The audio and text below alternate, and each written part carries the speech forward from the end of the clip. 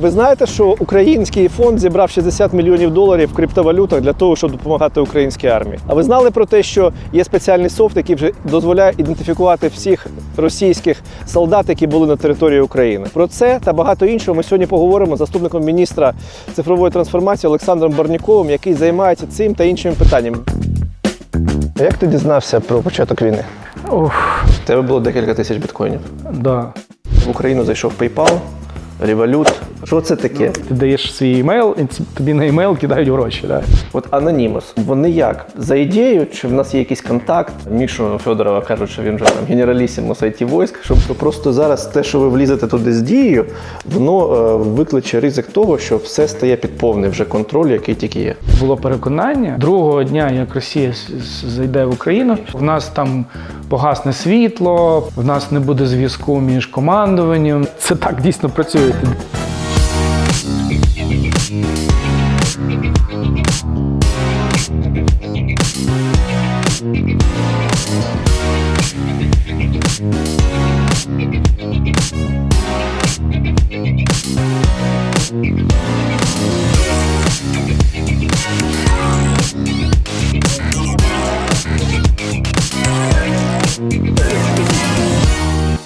Слава Україні! Цей випуск ми знімаємо, дякуючи нашим Збройним силам, територіальній обороні і всім тим, хто долучений до безпеки і захисту нашої країни від російського загарбника. Україна точно переможе. Кожен день всі ті, кого я знаю, мої близькі, мої друзі, задіяні в обороні цієї держави. У нас непереможний і сильний народ. І я сподіваюся, що найближчим часом це все буде закінчено, а з ворогом ми ще будемо далі розбиратися за ці всі речі, які вони створили в Україні. Сьогоднішній мій гість – Олександр Барняков, заступник міністра цифрової трансформації України.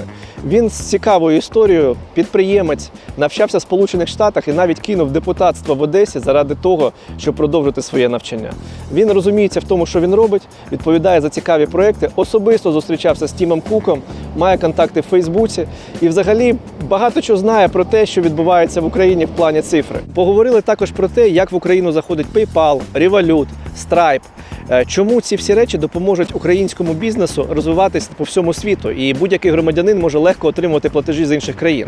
Поговорили також про те, чому Facebook банить українські сторінки, які викладають контент на підтримку української армії, і взагалі, як реагують західні компанії на те, що ми вимагаємо від них якось наводити порядок з тими всіма фейками, які викладає Росія.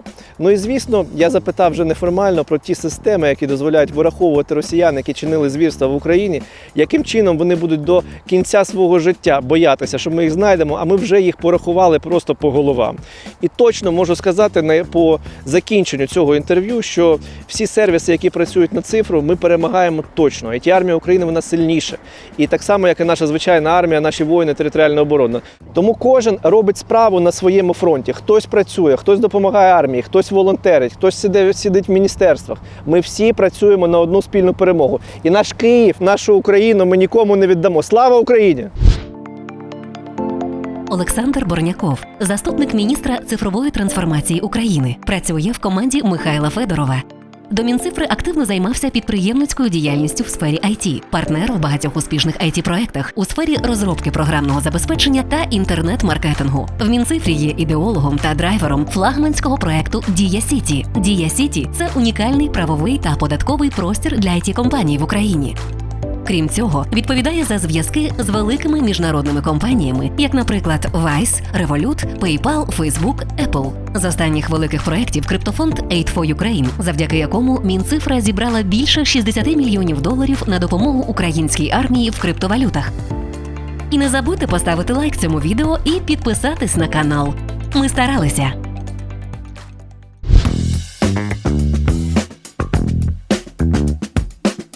Вітаю, Саша.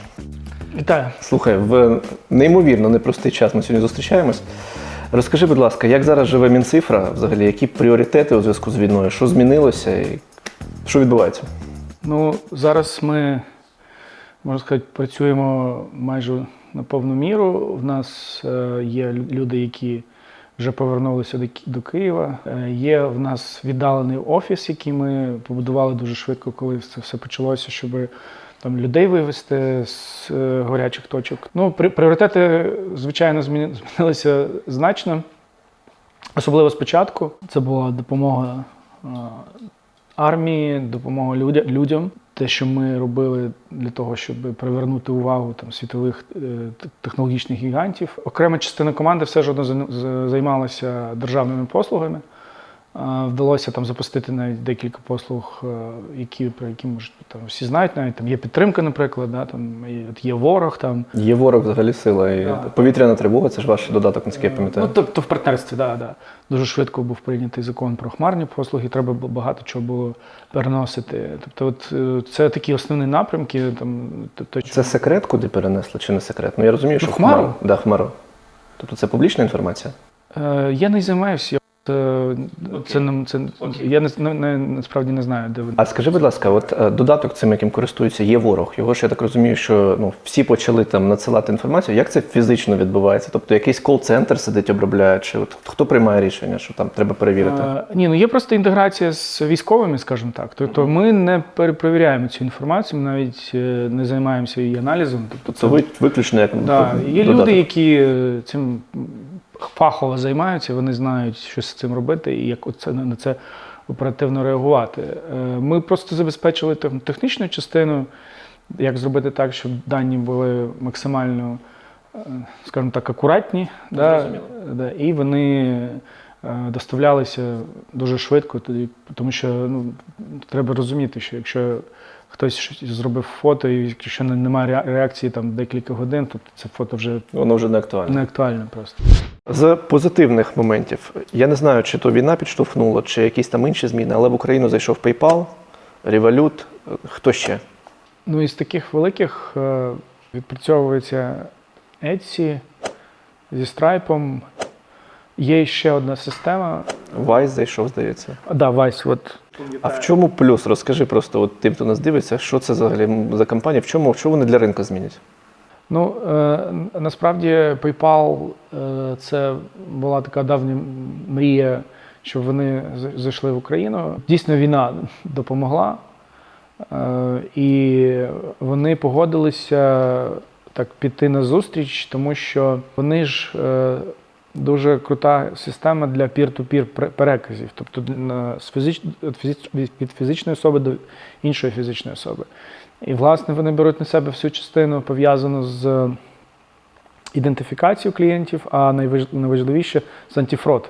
Власне, все, що треба надати, щоб отримати кошти, це там, свій імейл. Тобто це як в цих комедійних фільмах, там, да, перекажіть мені гроші на імейл. Тобто от PayPal – це, може це там кумедно звучить, але це так дійсно працює. Ти даєш свій імейл, і тобі на імейл кидають гроші. Да? Як в нас звикли на картку, там по номеру телефону. Да. І треба розуміти, що в Америці там це дуже розповсюджена система. Ну, взагалі це дуже потужна компанія. В них там був $1 трильйон оборот за рік, тобто це майже там 3 бюджети України, тобто в одній компанії. Вони працюють там в 180 країнах, тобто майже на всьому світі. Не у всіх там повноцінно, але працюють. Ключова річ, яка зараз під час війни, от те, що вони зробили, те, що можна просто переказувати гроші від одної людини до іншої. І це особливо для тих, хто покинув Україну, да, там, біг від війни за кордон, і треба якимось чином отримувати гроші. Але ти знаходишся взагалі в іншій країні з іншими системами платіжними, а платіжні системи вони дуже чутливі якраз до таких транзакцій, які роблять іноземці, там, чи не типові транзакції, називаємо так, і можуть блокувати.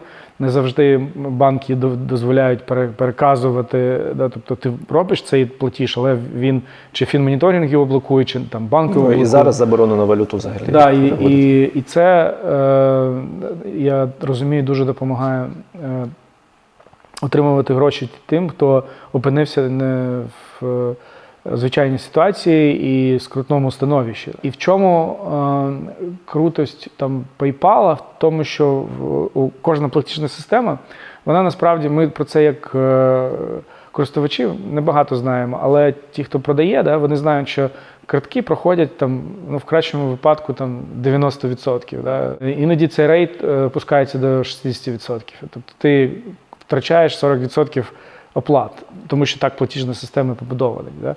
А PayPal наближує цей відсоток до 100%. І PayPal зрозуміли будь-кому на Заході. Да, зрозумілість, вона це сторона користувача, який щось купує. Але як мені, от я як бізнес, я щось продаю в інтернеті, я ж хочу, щоб той, хто в корзину щось там положив, да, щоб він його купив. Щоб він його все-таки купив. В 100% випадків. Да. От PayPal дозволяє от цей, це називається pay-through rate. Да. От воно наближує до 100%. І в цьому їх така велика перевага. А скажи, будь ласка, зараз говорять, що насправді Мінцифра, вона перетворилась на таку кіберармію, яка досить успішно воює з росіянами і на інформаційному фронті, і на технічному. Мішу Федорова кажуть, що він вже там генералісімус IT-войськ, що можливо так і є. Як насправді відбувається IT-армія? Багато моїх знайомих, навіть які не мають відношення до IT, вони долучились для того, щоб ставити якийсь софт, щоб досити російські сайти, щоб писати на їхніх пабліках. От хто цим займається, я маю на увазі системно, і як оце відбувається інформація? Ну, дійсно, так. Да. Багато з того, що ми бачимо як якісь там перемоги на кіберфронті, це заслуга і IT-армії, і в цілому там тих людей, які співпрацюють з нами. Ми намагалися зробити таку архітектуру, щоб вона була максимально розповсюджена, розподілена, да, і не можна було вдарити в якийсь центр, тому, власне, у IT-армії немає центру. Тобто є люди, які роблять рекомендації, що треба робити, ми там приймаємо рішення. Да? Слухай, знаєш, я пам'ятаю ті моменти, коли в нас деякий період наші там фахівці різні, вони дивилися там на проекти, які відбуваються в тому числі в Росії, бо вони там краще зняті, там, або вони в свій час мали кошти, щоб кудись поїхати, подивитись, щось перевезти. А зараз все змінилося, і весь світ дивиться на Україну, бо в Україні ми просто розриваємо на частини взагалі. Вони всі виглядають як якийсь совок, якийсь там, я не знаю, динозаври в порівнянні з нами. Долучаються, тобто нам легше чим, що ми за свою країну воюємо, ми захищаємо свою землю, ми не є тут агресором ніяким. Вони є агресором в цьому питанні. І я до чого підводжу. Зараз багато різних людей, взагалі, які не відносились до цього світу, допомагають Україні, в тому числі хакерські ці групіровки. От Anonymous, ти про них казав в попередніх інтерв'ю, я дивився. Вони як? За ідеєю, чи в нас є якийсь контакт, чи якось це там відбувається? Тобто вони ж допомагають Україні. Ну, я точно можу сказати, що вони за ідею. Я так розумію, що це дійсно пов'язано з тим, що є певна там філософська складова, там, чи цінностна складова. Да? Тобто для росіян, мабуть, це там, чи якісь там автократичних країнах, таке буває. Ну, от у нас так. Що вони там взагалі рипаються? Да? А той, хто притримується інших цінностей, він поділяє нашу точку зору. І вони, насправді, вирішили допомогти, і вони оперують автономно. Тобто я б не сказав, що ми їм даємо вказівки якісь там, тобто є певний, там, я так розумію, діалог якийсь є, але це не діалог, який там, ми їм щось кажемо, чи вони нам щось кажуть. Просто вони достатньо потужні самі по собі. А що стосується взагалі таке бачення Росії у кіберпросторі, да, всі були налякані, там вони таке розгоняли, що вони як якийсь гопнік просто, який більше говорить, ніж може щось зробити. Тобто от в нас там потужна кіберармія, ми там, якщо щось, там ми всі комп'ютери накриємо по факту взагалі.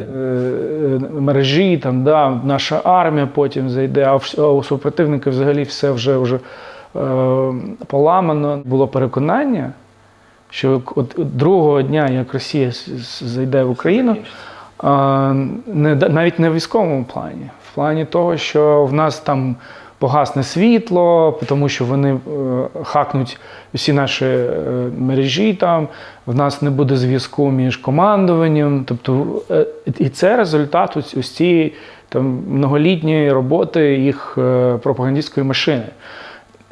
А виявилося, що ні, не можуть. І це, до речі, дуже гарна новина. Якщо можна казати, що PayPal – це майже B2C, да, business to customer, то Stripe – це чисто B2B. Але якщо там казати там, простою мовою, да, то Stripe потрібен, тому що ти не втрачаєш зусилля на побудову пеймент-інфраструктури в іншої країни. От я навіть там можу навести приклад, там, я наскільки пам'ятаю, це була розетка, да, яка вийшла там на ринок Казахстану, і треба було створювати там компанію, потім там домовлятися з банками. Це там може зайняти півроку, да, просто щоб там нормально все це зробити. От Stripe – це якраз і все. Тобто ти, якщо ти маєш аккаунт в Stripe, для тебе вихід на будь-який ринок, який вони підтримують, в Африці, до речі, там в Південній Америці, вони багато дає. І ти просто отримуєш миттєво, от зараз. Це такий Приват24 нашої мови, який всюди працює. І всім зрозуміло, як ним користуватися. І вони просто в цьому, це є найдорожчий стартап Silicon Valley. І саме в цьому його і цінність. Чому він дорожчий? Тому що він побудував таку систему для бізнесу, коли там американський бізнес, якщо він хоче йти до будь-якої іншої країни, він просто не втрачає на це зусилля, гроші. Тобто це економія великих грошей, особливо для великих компаній. Ну, одна з речей, наприклад, яка працює і всім відома, я так думаю, що ті, хто нам буде дивитися, це Facebook Donations. Вони працюють на Stripe.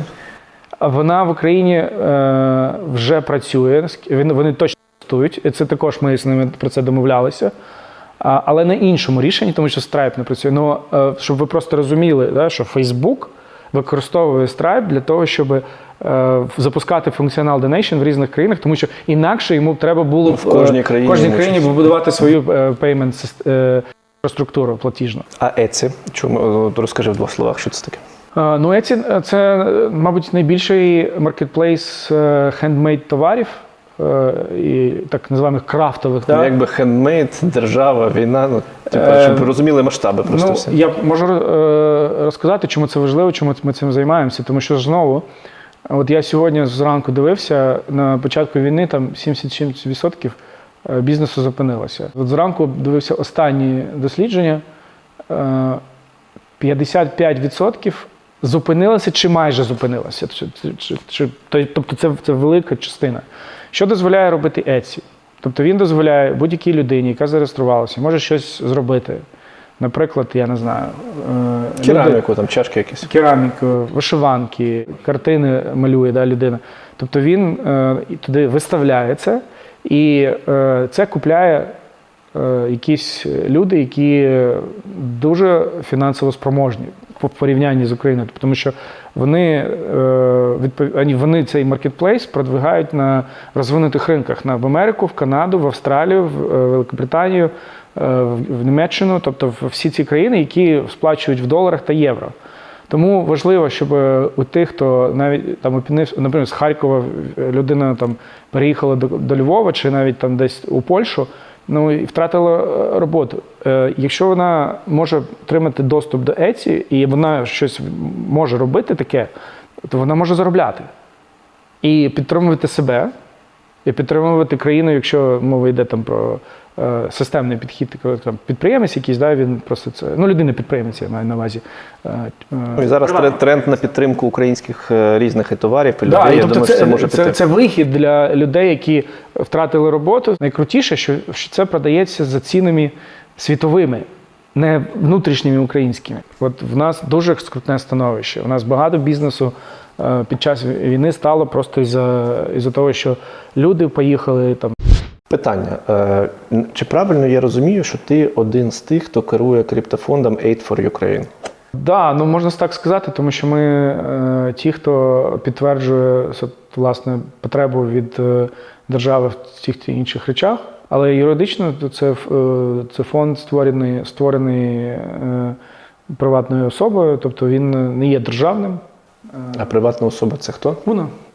Куна. Це відома криптобіржа, я, до речі, є українська криптобіржа. Вони почали, до речі, збирати на крипті навіть до нас, тобто десь за день до цього. Ви їх умовно легалізували своєю присутністю? Ну, не те, що легалізували, тобто це мова не про це була. Мова йшла про те, що нам потрібно було, якщо ми це робимо, нам потрібен був технологічний партнер, і, власне, юридичний партнер, да, який це зробить. Тому що це ж справа не в тому, щоб відкрити гаманець. Абсолютно. Є певні скажімо так, безпекові заходи, коли треба там це горячі, там холодні. Ну, у вас 60 мільйонів доларів ви зібрали. Це велика сума, і просто її тримати на якомусь там апаратному чи програмному гаманці, ну, тут не дуже. Потім, ну, я розумів, коли ми з ними там вийшли на зв'язок, що до цього, як вийшли на дзвінок, що якщо ми щось таке робимо, стане питання обміну. Ну, ми ж не можемо обмінювати. Тому спочатку ми відмовилися від ідеї просто робити це самостійно, це навіть не розглядалося. Це фактично, з точки зору технології, якщо спростити, бо мені було це дуже цікаво, фактично воно заходить на біржу і за допомогою ресурсів біржі може потім обмінюватися. Тобто іноді треба робити перекази до банку, іноді треба робити перекази на карти. Ми допомагаємо, наприклад, там теробороні. Да? А біржа вивозить такий об'єм? Тобто 60 мільйонів доларів для української біржі – це серйозні кошти? Ну, дивіться, я не знаю об'ємів Куни. Вони там не... Ну, це насправді там треба подивитись торговельний день. Це не таке. Я думаю, що об'єм там декілька сот мільйонів без проблем. Тому для них там взагалі допомогти з фондом, який там до 100 мільйонів загальний, да, то це не проблема. Ну, якщо ти обертаєш там декілька мільярдів, наприклад, там на місяць, то ми зібрали там 30 мільйонів за місяць. Ну, це не така велика сума, щоб просто там біржа працювала тільки на нас. Тобто це взагалі нічого. Я зрозумів. Ви вчора от на твоїй сторінці, я бачив, що опублікували взагалі загальні витрати, там приблизно 45 мільйонів доларів. І там, я не хочу зараз то я розумію, що блокчейн дозволяє подивитись, куди виводили, як, що, кому цікаво, хай дивляться. В мене є абсолютно довіра в цьому питанні до Мінцифри і до тих структур, хто цим займається, тому що краще робити і піти під критику, ніж не робити нічого і десь там на кожному цьому. Питання. Ми також так. Да, питання одне в мене було. Мене просто це зацікавило, я покажу це в кадрі. От у вас дві речі, які були цікаві мені. Ви витратили 5,5 мільйонів доларів на закупівлю спеціалізованих програмно-апаратних комплексів, і це не є публічна інформація. Це якийсь софт для розвідки, що це таке? Ну, якщо там написано, що це не для публічної інформації. Ну, хоча б натякніть. Я не можу. Тобто ми зараз у стані війни. І я розумію, що якраз там, де ти напишеш, що буде, ми не будемо пояснювати, що це, там і будуть питання. Але ми не можемо сказати. Я думаю, що... Воно суттєво збільшить нашу обороноздатність? Я думаю, що воно допоможе в певній кількості випадків на полі бою, на користь нашої армії. Але цього більш ніж достатньо. Якщо воно коштувало 5,5, хай воно коштує 10, але хай вони всі там перемируть. Є багато речей, які закуповуються, і не дуже б хотілося зараз просто про них розповідати. Якщо вона знає про те, з чим вона має справу, вона може підготуватися до цього. Ну, навіщо це? Ні, хай вони про це не знають.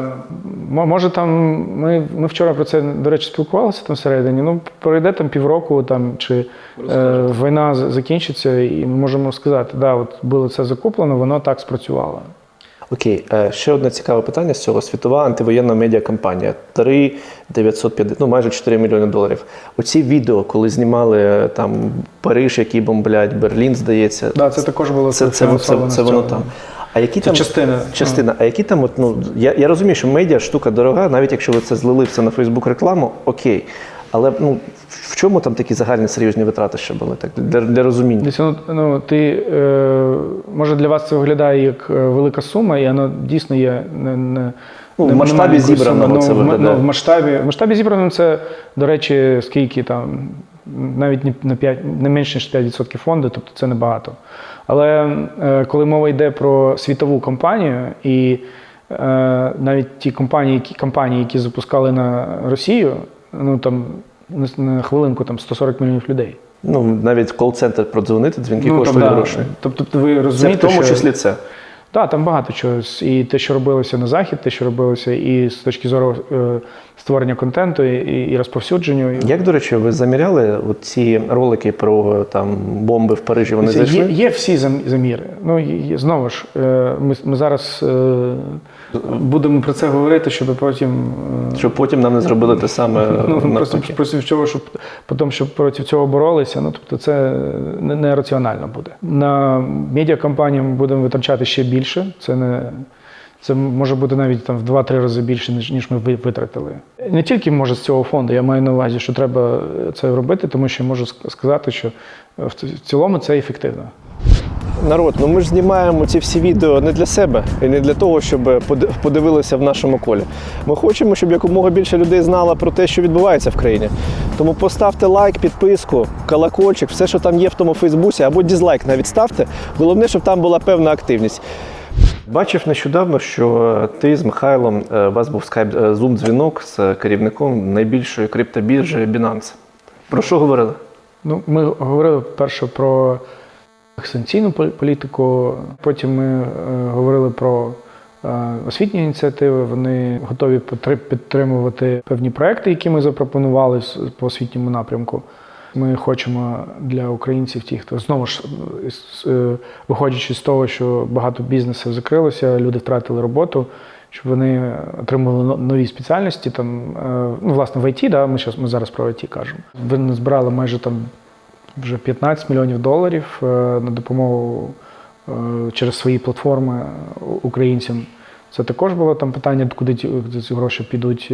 А інтеграція з Дією, я там чув, що... Так, також вони, це я вже забув, також вони запропонували українців, які реєструються на біржі, ідентифікувати за допомогою Дії. Це ми також з ними зараз робимо цю інтеграцію. А коли приблизно це може запрацювати, так теоретично? Я не знаю, я просто команда Дії, яка займається цим, там в них є свій таймлайн. Свій таймлайн, я просто не з цієї команди. Але я думаю, що там пару тижнів і там, до речі, вже був прецедент. От є така біржа, як WhiteBit, вони інтегрувалися і вони використовуються для ідентифікації. А нема такого ризику? От, багато людей вони хочуть мати справи з криптою, в тому числі для того, щоб не підпадати під фінмоніторинг. Тому що, на жаль, він в Україні не зовсім прозоро працює іноді.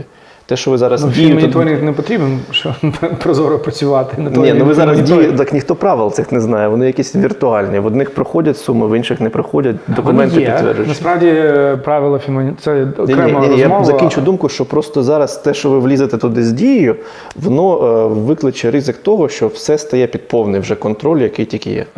Це не зовсім так. Будь-яка біржа, включаючи Binance, вона ідентифікує своїх клієнтів як банк. Ну, це десь там, але не в Україні. От в Україні цьому питанню не довіряють, я про це кажу. Дивіться, згідно закону про запобігання відмивання грошей, Binance є також суб'єктом фінмоніторингу. Тому на вимогу надати дані по певним людям, вони їх надають. Тобто, якщо є якась, я не знаю, думка, що я буду користуватися цими біржами. Ніхто до мене не прийде. Ніхто не прийде. Це дійсно не зовсім так. Ну, зрозуміло, що ніхто не буде просто так шукати там людину, яка там щось в крипті робить, тому що вона в крипті це робить. Ні. Але якщо буде там чи кримінальна справа, чи буде відомо про факти шахрайські, тобто тоді наші правоохоронці, фінмоніторинг може звертатися, і вони надають таку інформацію. А в тебе є крипта? В мене була крипта. На якому ти є курсі від неї? Ой, це було дуже давно. Ще це було там 12-13 роки. Тому десь по $1000, мабуть? Та ні, тоді ми її майнили, вона дуже просто тоді майнилася, там десь було там декілька тисяч біткоїнів, і вони там по $5 тоді вони коштували. У тебе було декілька тисяч біткоїнів? Так. Да. Ну, не тільки в мене, це таке від компанії робили, да. Але потім ми продали, коли вони стали там десь там під $100 коштувати. Ну, непогано заробили, але потім воно якось йшло так, що вона зростала і все більше і більше, тобто це було декілька етапів, і я вже просто не заходив. Тобто, як так дивився... Ну, тобі, може, вже вистачало на життя, ну, ні, ти вирішив не лізти. Складність майнінг алгоритму, вона була там, в десятки разів менше. Тобто там на звичайних потужностях там можна було за день там, один, наприклад, набрати. Там зараз, щоб один зібрати, треба стільки інвестицій просто. Ну, тобто це треба багато чого зробити. Тобто зараз ти з крипту не маєш особисто. Саша, як ти дізнався про початок війни? Ну, я прокинувся десь там о 6-й, було чутно вибухи. Власне, взявся за телефон і побачив. То сразу, вже були новини. Я взагалі проспав. Я на 7 ранку домовлявся їхати з товаришем в баню, в Дніпрі купатись. Ми зранку ходимо. І я завів 2 будильники, я зазвичай встаю нормально без будильника. І просипаюсь о 8-й, набираю його, кажу, слухай, я проспав, я зараз за 15 хвилин під'їду. Він каже, включи телевізор. Не підійдеш, да? Не під'їдеш, да? Ну і далі вже понеслась. Жах. Слухай, скажи мені, будь ласка, правда, що в тебе обмінник був по крипті? Колись свій час. Ти в нас такий олігарх криптовий. Ні. Насправді, коли там в 9-му чи там, 10-му році був обмінник з WebMoney. О, WebMoney я користувався. Да, WebMoney, от ми цим займалися. Який в тебе відсоток був? 3? Я навіть не пам'ятаю, але щось близько. Да. Я насправді не дуже довго цим займався, я потім переключився там на інші речі. Який твій бізнес такий був основний? От, От по інтернет-рекламі. А що саме ви робили? Що рекламували? Ми спочатку, ми насправді ніколи не займалися креативами. Я дуже довго займався просто так званим арбітражем. Знаємо таку. Тобто продавали фарма, нутра, крипта, казино. В такій вертикалі також заходили. Adult. Ні, адалтом не займався, насправді. А що? Це така була велика окрема. Я знаю багато людей, які займалися, це було трошки складніше. А потім побудували вже свої технічні платформи, маючи цей досвід з арбітражу. Це щось типу партнерки якоїсь своєї? Так. Ми потім зробили платформу для партнерки. Тобто ми продавали вже не трафік, а ми продавали вже просто платформу, яка тобі дозволяє побудувати афілієт. Круто. А як ти в Мінцифру попав після цього всього, після депутатства в Одесі? Ти, до речі, відмовився від депутатства, я пам'ятаю, щоб поїхати навчатись. Подивіться, це жива людина, яка кинула депутатство. Ще, до речі, Гордон пішов з Київради, сказав, що я в цьому звірінці участвувати не хочу. Після навчання я вже, в принципі, прийняв. Навчання де? В Колумбійському університеті в Нью-Йорку. Я вже закінчував, на той час я прийняв рішення, що я буду повертатися. В мене в планах було продовжити займатися бізнесом. І так воно і сталося. І от я повернувся навесні, і мій друг каже, дивись, там є таке міністерство. Я такий, ох, ніфіга себе, круто. І от нова команда, і шукаю міністр новий, когось, хто розбирається в ІТ, хто може запропонувати їй там своє бачення, як треба розвивати IT-індустрію. І от так ми познайомилися з Михайлом, і він запропонував цей напрямок. Як, ти не жалкуєш? Я думаю, що ні. Досвід? Це не тільки досвід, це... в мене взагалі таке було бажання, що задовго до цього, щоб створити такі умови в Україні, щоб і компаніям було комфортно працювати, і цей бізнес капіталізувався саме тут. DCity це і є, насправді, той проєкт, який вирішував ці задачі. Завдання, до речі, дуже цікаві з точки зору масштабу. Тобто ти робиш щось таке велике, яким буде користуватися тисячі і сотні людей. Це надихає. От я про тебе дізнався, коли там навіть почали співпрацю. Великий проєкт, з яким ти особисто носився, всюди ходив, це DCity. Я читав, тобто розумію, що це з формальної точки зору, і взагалі як це відбувалося в парламенті, в комітеті.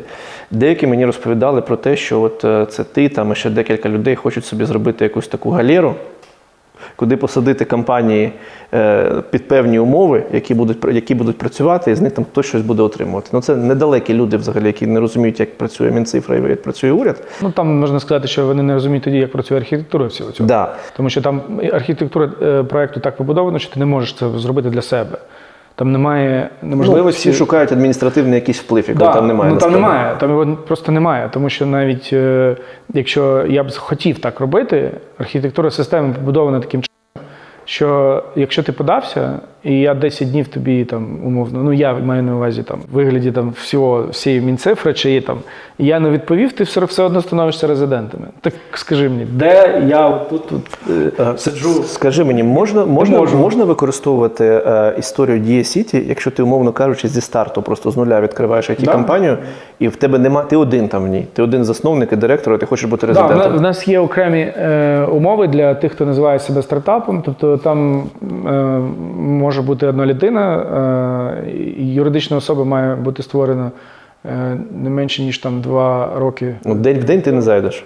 Ні, мається на увазі, що якщо юридична особа менше, ніж 2 роки то ти існує, свіжа, то ти заходиш. Вважаєшся свіжою. Да? Якщо ти створив її 3 роки тому, то ти не можеш зайти. Вона має підлягати під критерії певні. А якщо їй менше, ніж 2 роки, і ти там один, ну ти можеш зайти, але все одно через рік ти маєш набрати цих там 9 людей. Тобто ми даємо певний термін для того, щоб ти набрав цих людей, і вони почали працювати в цій компанії, мали там цю середню зарплату, тобто треба вийти на якийсь там рівень. Що взагалі говорять ті, хто туди зайшли? Тобто, ну якось воно живе чи воно в зв'язку з війною? Воно живе в нас 200, ну в зв'язку з війною, ну, у нас, звичайно, менше резидентів, ніж ми очікували, але в нас навіть за умов війни, ну ви ж знаєте, да, що ми, власне, про запуск оголосили там за скільки, там, 2 тижні до війни, просто це ну, не дуже виявився гарний час, але в нас на сьогоднішній час 200 плюс резидентів. Які змінили сам, вони прям зайшли туди, вони податково вже розуміють, що вони є. Все це робота, все це працює. Податок на виведений капітал, він запрацює з наступного кварталу. Ну, там був певний час, але на податку на прибуток вони можуть працювати. Зараз у компанії інші пріоритети, але все одно 200 резидентів, але там в нас, наприклад, є скільки там 5 тисяч плюс активних компаній, да, там, в Україні. Було до війни. Да. Але треба розуміти, що ці 200 резидентів десь репрезентують 60-70% ринку з точки зору найманих працівників, да, людей, які вони наймають. Тобто це все одно більша частина IT, яка це серйозно. Да, має вплив. Тобто в нас із-за того, що війна, не пішла та частина стартапів, на яку ми розраховували. Тому що ми, власне, робили це по великому рахунку для створення нових компаній. Ну, звичайно, Дія Сіті працює для всіх, да? Але ми розраховували, що ми надамо такі можливості якраз для цих маленьких компаній, щоб вони з ФОПів там перетворилися на реальні юридичні особи, і от ці умови спрощені для них. І якраз були для цього. Ну, звичайно, для маленького бізнесу війна, вона ж сильніше за всіх вдарила по ним. Цікаво західним, от тим самим полякам, їм цікаво теоретично заходити в Дія Сіті? Тобто це їх має бути як точка входу, як вони от приїжджають? Чи поки? Ні, ну це так не працює. Чи це для місцевих? Це ж для українських компаній тільки. Тобто ті, хто їдуть до Польщі, вони там створюють компанії за їх законодавством, якщо бажають. Зараз дуже активно відбувається багато Фейсбук-сторінок, Фейсбук-груп, особливо там, які знаходяться в Україні, вони викладають дуже велику кількість контенту, пов'язаного з війною. І я побачив навіть по собі, що сторінки, які там були корпоративні, умовно кажучи, виклали якусь там картинку за підтримку української армії, починають знижуватися охоплення серед користувачів, це видно. І іноді навіть ці сторінки блокують, зокрема там на розміщення подальшого контенту, такий тіньовий бан. Мені здається, що все-таки в Фейсбуці є якийсь процент операторів або модераторів, які цим займаються. І, можливо, там є росіяни, які просто чітко виконують корпоративні стандарти Фейсбуку, що будь-що, що там на 1% викликає якусь там ненависть або речі, вони блокуються. Чи немає таких звернень до Мінцифри? Бо я точно знаю, що бізнесу це вже почало створювати проблеми.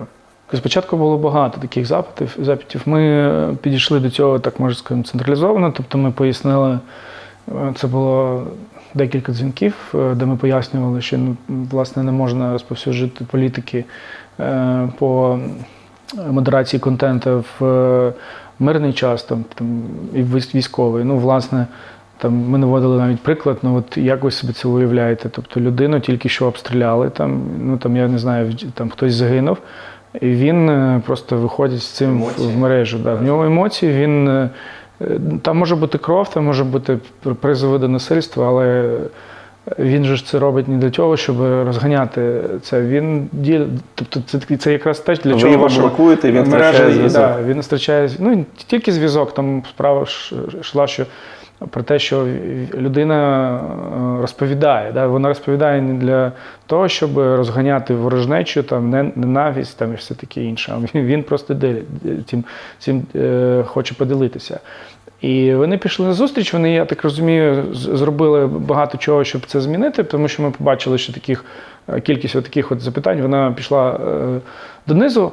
Але я так розумію, дивіться, справа в тому, що я не думаю, що там є якийсь глобальний заговір, да, там, чи є якась група, яка лобіює.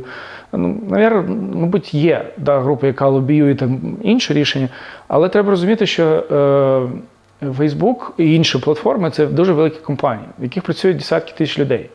Якщо навіть подивитися по Америці, то в них підтримка України, вона не 100%. Там той, хто постарше, він там каже, там, в більшості випадків так підтримую. Ті, хто помолодше, там трошки нижча підтримка. Так ось, треба розуміти, що в таких соціальних мережах працюють в основному молоді люди. Да?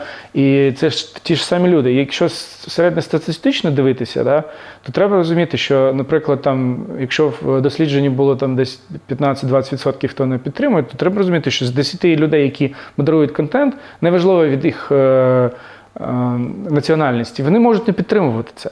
Просто і ти нічого з цим не зробиш. Тобто це одне. Друге, все ж одно залишається автоматичним алгоритмом. І це нікуди не пішло. І якщо хтось думає, що кожен пост і кожну там, фото досліджує людина, це не так. Ну, це просто неможливо. Десятки мільйонів на день, мабуть, сотні мільйонів дописів, в компанії працює декілька десятків тисяч людей. Ну, як можна це перевірити? Тобто це алгоритм. Алгоритм отак просто взяти, змінити і сказати не блокуй, не можна також. І от тому є такі, воно буде виникати іншим. Амністію можна їх попросити зробити для українських сторінок? Теоретично навіть листа якогось запустити? Ми таке просили робити для ЗМІ. Тобто для ЗМІ, тому що вони, там є в них певний рівень цих кількості страйків, і вони їх дуже швидко набрали, тому що, знову ж, це було персональний підход був, тому що ми кажемо, а як ви собі бачите, що вони не наберуть ці страйки? Ну, тобто, якщо вони публікують новини про війну, це ж просто автоматично ваша система буде їх туди, вони роблять свою справу. Вони ж не вигадують. Це також було виправлено. Треба розуміти найголовніше. Вони нам нічого не винні. Абсолютно. Тобто, якщо хтось, я просто також, до мене ж також звертаються, да? Багато хто просто починає з того, що там, просто б'є ногою, там, рукою, давайте там щось швидко нам робити. Треба розуміти, що вони приватна компанія. Вони можуть не поділяти взагалі рішення уряду, там, навіть там США, там, це може бути їх справа, яка просто отак вони вирішили. Вони допомагають нам, тому що вони нам співчувають. І якщо туди просто лізти і користуватися цим агресивно, то це може привести до обратної реакції, коли вони скажуть так, давайте ми будемо краще нейтральні, тому що нас там з цього боку атакують, ви нас також атакуєте, і нам краще бути нейтральним. А от за цій справі, якщо казати про нейтральність, то це нам точно не на руку. Повірте. Тобто вони можуть бути, як ти сказав на початку, да, притримуватися корпоративних стандартів. Повірте, корпоративний стандарт зараз нам точно не... Він на руку там, Росії, там, точно, щоб краще не лізли. Да, щоб воно, тому що в їх картині миру там все якраз під їх корпоративний стандарт. Це якась там операція, нічого не відбувається, все добре. Всі мовчать. Всі мовчать. Окей, і наостанок. Закон про віртуальні активи. Що воно таке, в чому його ідея і чим воно взагалі може бути пересічним громадянам цікаво? Власне, що воно таке? Тобто це такий рамковий закон, який описує таку сутність, як віртуальні активи. І що вони є, як з цим працювати. Це про крипту чи про крипту Це чи не щось тільки більше? про крипту, це також про геймінг-асети, тобто це про токенізацію активів, це власне про будь-який актив, який існує тільки в віртуальному виді. Також він захоплює так звані там стейблкоїни, тобто це не завжди крипта, це просто валюти в цифровому вигляді. Ну, якщо чесно, повноцінно закон запрацює після змін до Податкового кодексу. Вони зараз в процесі, ми над ними працюємо навіть за умов війни. У нас є група, яка фіналізує зараз цей закон, і він буде винесений на голосування в парламенті. Що це дасть Україні? Ну, якщо? Ну, наприклад, ти зможеш цим володіти офіційно. Тобто ти можеш це продати, наприклад, ти можеш це передати на, наприклад, хоча б на зберігання, так зване custody services. Да? Ти можеш це як наслідство оформити, тому що це вже асет, тобто хтось із нотаріусів може його взяти на зберігання і потім передати. Да? Наприклад, компанії зможуть це ставити на баланс собі, як актив, який вони отримали, там, за нього заплатили гроші, і вони можуть, бухгалтер зможе це поставити це на баланс, сказати, це в балансі займає там таку строку, вона має таку вартість. Купуєш компанію, в якій є там той самий актив. Наприклад, ти можеш купити компанію, в якої є там власність там 1000 NFT-шек. Да. Ну і от вони, наприклад, компанія, яка торгує NFT. Ну зараз це неможливо. Погоджуюсь. Це пішло там 2 роки, але це ж не тому, що там, давайте як там Сальвадор, там просто біткоін легалізуємо та і все. Тобто ми підійшли до цього дуже там ретельно. Там навіть от такі речі, як gaming assets, да? Тобто те, що люди там в Counter-Strike, якісь скіни, якісь танки, там якісь інші перси, там персонажі, які вони володіють. Ну це може бути асетом. Це навіть компанія, яка, наприклад, займається там прокачкою цих асетів, може поставити це також на баланс, потім продати. Іншими словами, це дає можливість робити бізнес-моделі легальні на віртуальних активах, будь-яких. Це дуже круто взагалі. Зараз податковий законопроект, який буде описувати не тільки як сутності, да? А ще й взаємодію з податковим кодексом, тобто податковий, щось, як податково їх обліковувати, все інше. І тоді воно повноцінно запрацює, тоді от можна буде побачити, що такі компанії будуть створюватися, власне. І от майнінг бізнес, да? От ми багато разів казали, і я буду повторювати це, що майнінг, він не є забороненою діяльністю. І він навіть в цьому законі він не описується, да? Але є він. Ну як і криптообмінники, насправді. Криптообмінники це інше, взагалі інше. От є, як зараз працює майнінг. Тобто люди щось купили якесь обладнання, поставили його, є електроенергія, вони почали там, підключили до якогось там інтернету, майнінг-пулу, і почали ці біткоїни там, чи там будь-яку іншу криптовалюту майнити. Да? Але без цього закону це є просто діяльність по обробці інформації. І вони отримують за це гроші, як за те, що вони щось там обробляли. Тобто це бухгалтери сидять, просто там вигадують, да, це все. Зараз, коли закон от, з податковим запрацює повністю, вони створили компанію, купили це обладнання, воно на балансі. І вони починають майнити. Так вже бухгалтер може не проводити це не як якісь там інформаційні послуги, а просто він на баланс ставить біткоін. Зрозумів. І в нього все чітко сходиться. Тобто є інвестиції в обладнання, там, витрати валові. Пасивих, да, є витрати, є прибуток. Прибуток формується за рахунок чого? За те, що вони на балансі спочатку мали біткоін за якоюсь там ціною. Податково йому також роз'яснить, Мінфін надасть роз'яснення, як саме за якою ціною, да, їх обліковувати. А потім він виходить на біржу, продає і отримує там долар чи там гривню, да, за те, що він це продав. І фінансує свої витрати. Тобто це також становиться повністю легальною системою, зрозумілою для будь-якого навіть податківця, да, і там людини, яка просто там займається бізнесом. Порадь, будь ласка, 3 книжки. Я точно можу порадити книгу Тоні Шея, да? Знаю, це про запас, про взуття. Це дуже крута книга з приводу того, як треба будувати стосунки Тільки доставляє щастя. Доставляє щастя. Дуже крута книга для розуміння, як треба будувати відношення з клієнтами. Я можу точно порадити ще Азіза. Вона дуже систематизує бачення того, як якщо ти займаєшся бізнесом, де ти зараз, де ти можеш опинитися і що треба робити, щоб опинитися саме там, де я хочу опинитися. Я сподіваюся, вам сподобався цей випуск. Ми будемо продовжувати знімати випуски про людей, які реально змінюють нашу країну на краще. Я є великим оптимістом, я знаю, що багато речей, які відбуваються за кадром, багато про що ми не можемо розповідати, але я впевнений у нашій перемозі, я впевнений в наших людях, я вірю в них. І дуже-дуже багато змін попереду нас чекає. Моя особиста думка, ви знаєте, що зараз, коли закінчиться війна, коли ми переможемо, Україна стане повноправним членом Європейського Союзу, до нас почнуть заливати грошима, бо потрібно це все відбудовувати. З'явиться багато нових бізнес-ніж, і в тому числі ті IT-продукти, які в Україні зараз розробляються, вони будуть потрібні. Буде потрібна та сама Дія Сіті, коли вона з історії про якісь конкретні компанії, які тримають 60% ринку, нас будуть зацікавлені реєструватися в наших юрисдикціях, нас будуть зацікавлені використовувати наші платіжні сервіси, нас будуть зацікавлені використовувати закон про віртуальні активи для того, щоб деякі речі, які неможливо легалізувати в інших країнах світу, щоб це можна було робити в Україні. Я великий прихильник повної децентралізації.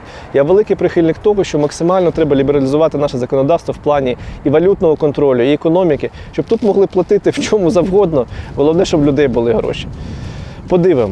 Подивимось, кожен робить свою справу, і я не сумніваюся в перемозі України. Слава Україні, друзі!